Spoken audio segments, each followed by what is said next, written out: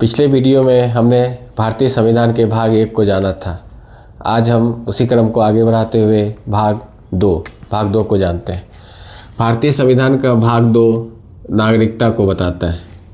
इसमें अनुच्छेद 5 से 11 तक का वर्णन है जो कि भारत की नागरिकता को बताता है। अनुच्छेद 5 में वर्णन है कि जिस समय संविधान लागू हुआ था अर्थात 26 जनवरी 1950 ईस्वी को संविधान लागू होने की तिथि के समय से इसमें 3 कंडीशन बताया गया। पहला कि जो यानी संविधान लागू होने के दिन से जो भारत में पैदा लिया, भारत में जन्म लिया हो। दूसरा, इनके माता या पिता में से किसी एक का जन्म भारत में हुआ हो। या तीसरा, 26 जनवरी 1950 यानी संविधान लागू होने से 5 वर्ष पूर्व से भारत में रह रहा हो। ठीक है, ये तीनों या तो वो भारत में जन्मा हो, ठीक है, या उनके माता या पिता में से किसी एक का जन्म भारत में हुआ हो तथा वो संविधान लागू होने से अर्थात 26 जनवरी 1950 के 5 वर्ष पहले से भारत में अस्थायी रूप से निवास कर रहा हो। अर्थात 26 जनवरी 1945 ईस्वी से वह भारत में रह रहा हो। या इस तीनों में से कोई एक भी कंडीशन को फुलफिल करता है तो अनुच्छेद 5 उसे नागरिकता देती है। परंतु इसमें एक कॉमन है, अधिवास अर्थात डोमिसाइल, यानी उन्हें भारत का अस्थायी नागरिक होना चाहिए। अर्थात अस्थायी नागरिक, उनका भारत में घर होना चाहिए, अस्थायी घर, अस्थायी निवास स्थान उसका भारत में होना चाहिए। अर्थात अनुच्छेद 5 कहता है कि कोई व्यक्ति जिसका भारत में अस्थायी घर है और भारत में जन्म लिया वह भारत का नागरिक, उसे नागरिकता मिलेगी।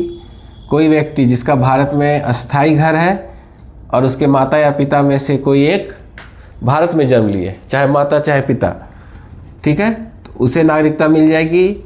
या फिर उसका अस्थायी घर है भारत में और वह 5 वर्षों से लगातार भारत में रह रहा है तो अनुच्छेद 5 के तहत उसे नागरिकता प्राप्त होगी। ठीक है, अब अनुच्छेद 6 में वर्णन है कि जब भारत को जब आज़ादी मिलनी थी तो उससे पहले ही क्या हो गया था, भारत का बंटवारा प्रारंभ हो गया था। पाकिस्तान और भारत 2 देश बने। तो इसमें अनुच्छेद 6 के तहत पाकिस्तान से आने वाले व्यक्तियों को नागरिकता का प्रावधान दिया गया है। जो पाकिस्तान से भारत आ रहे हैं, पाकिस्तान से भारत आने वाले को नागरिकता, भारत से पाकिस्तान आने वाले को नागरिकता इस आधार पर दिया जाता था कि जो व्यक्ति भारत से पाकिस्तान आ रहा है उस समय जो भारत का निर्माण होना था, जिन जिन राज्यों को मिला के, उन राज्यों में का यह मूल निवासी होना चाहिए। अर्थात इनके माता पिता, दादा दादी, नाना नानी, इनमें से किसी भी एक का जन्म भारत में होना अनिवार्य है। अगर वो पाकिस्तान में पहले रह रहा है, बंटवारे के समय का जो पाकिस्तान था वो पाकिस्तान में रह रहा है और वो भारत आना चाहता है, तो इनमें से किसी एक का जन्म भारत में होना चाहिए इस व्यक्ति के। सपोज राम नाम का कोई व्यक्ति है, वह पाकिस्तान के लाहौर में रह रहा है, ठीक है, और वो भारत आना चाहता है, यानी भारत के दिल्ली में आया है, तो इनके माता पिता, दादा दादी, नाना नानी में से किसी भी एक का जन्म अगर भारत के किसी भी क्षेत्र में हुआ है, चाहे दिल्ली में चाहे लखनऊ में, तो इसे भारत की नागरिकता प्राप्त हो जाएगी।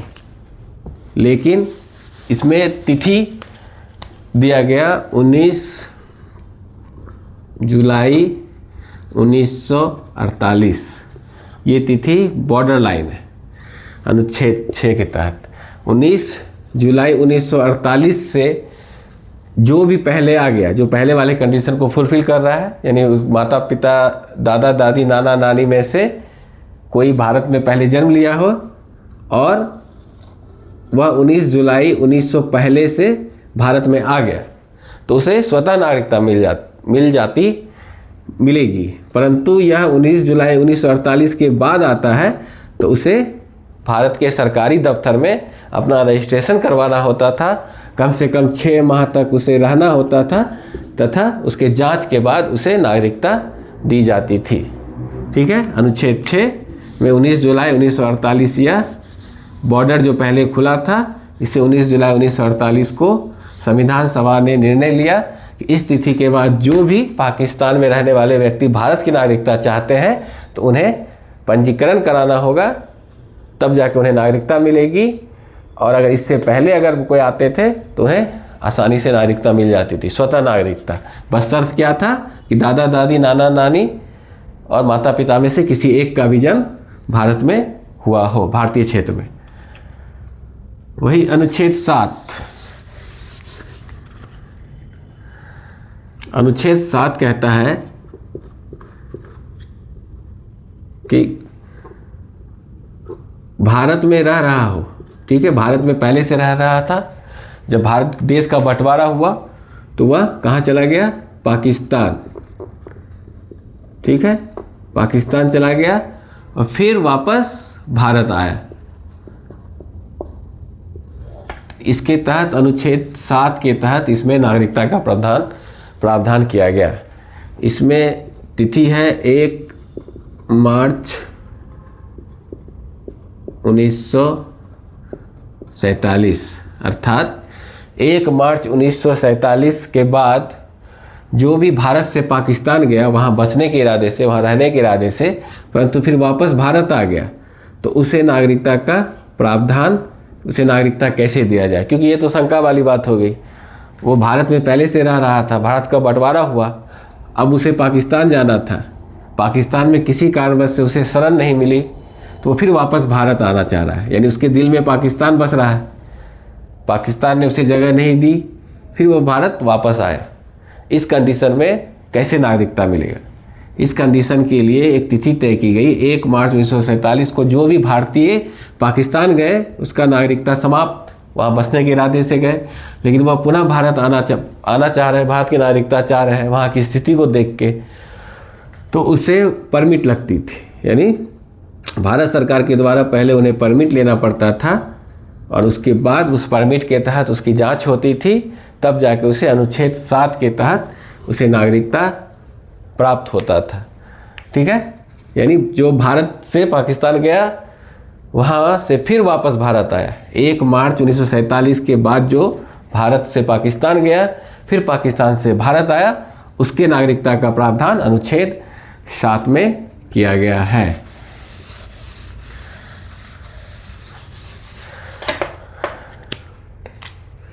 अब जानते हैं अनुच्छेद 8।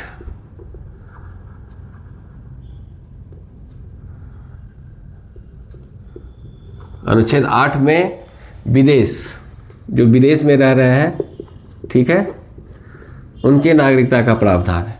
वैसा व्यक्ति, जब भारत को आज़ादी मिल गई, विदेश में रहने वाले व्यक्ति जिनके, सपोज कोई इंग्लैंड में रह रहा है, वहीं बस गया, इसके माता पिता इंग्लैंड चले गए, वहाँ जाके बस गए, लेकिन इनके माता पिता का जन्म भारत में हुआ था। ठीक है, तो यह, इसका जन्म भले ही विदेश में हुआ हो, अगर यह भारत का नागरिक बनना चाहता है तो अनुच्छेद 8 यह उन्हें शक्ति देता था कि वह भारत का नागरिक बन सकता है। उसे इंग्लैंड के भारतीय दूतावास में जाकर पहले पंजीकरण कराना पड़ता था, फिर उन्हें अनुच्छेद 8 के तहत नागरिकता दी जाती थी या दी जा सकती थी। ठीक है।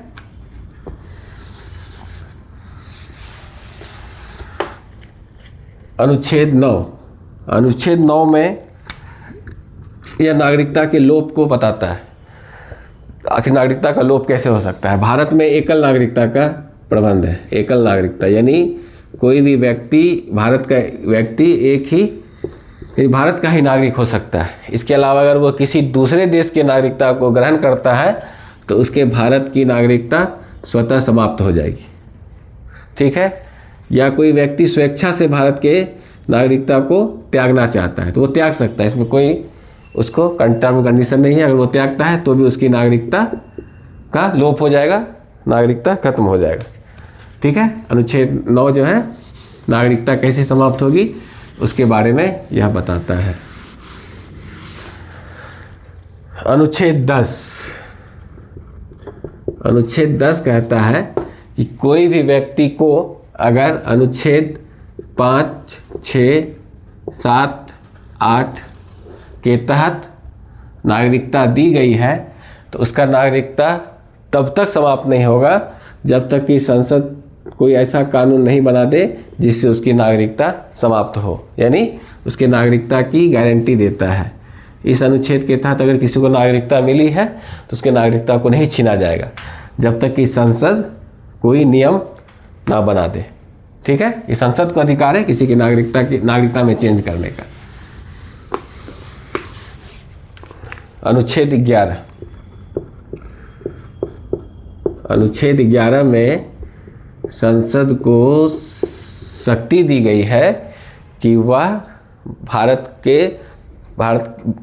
का नागरिकता कैसे प्राप्त हो उसके लिए कोई भी कानून बना सकता है। इसी के तहत संसद ने नागरिकता अधिनियम 1955 बनाया जिसपे समय समय पे चेंजेस हो गए और इसी के आधार पे वर्तमान में नागरिकता दी जाती है या नागरिकता का लोप होता है। ये अब भारत के नागरिकता अधिनियम 1950 में वर्णित है। यानी अब अनुच्छेद 5, 6, 7, 8 के तहत जो नागरिकता मिलता था ये सब अब नहीं मिलेगा। अब नागरिकता अधिनियम 1955 के आधार पे जो नियम बनाए गए हैं उसके आधार पे किसी भी व्यक्ति को भारत का नागरिक बनाया जा सकता है। अगले वीडियो में हम नागरिकता अधिनियम 1955 को विस्तार से जानेंगे।